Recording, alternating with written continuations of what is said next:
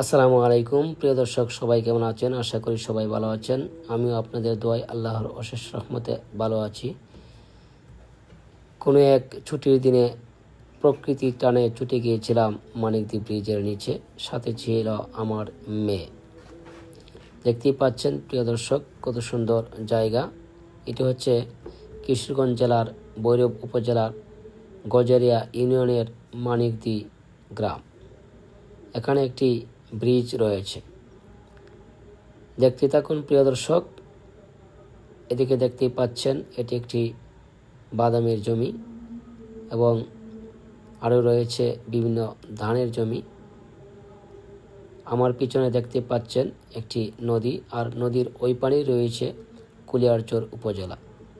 প্রিয় দর্শক, এই বিকালবেলা দৃশ্যটা সত্যি অসাধারণ। দেখতেই পাচ্ছেন কত সুন্দর। আসলে এই প্রকৃতির প্রতি আমার অগাধ ভালোবাসা, প্রকৃতির প্রতি আমার অগাধ প্রেম। তাই প্রকৃতির টানে ছুটে চলি এখান থেকে সেখানে যখনই সময় পাই।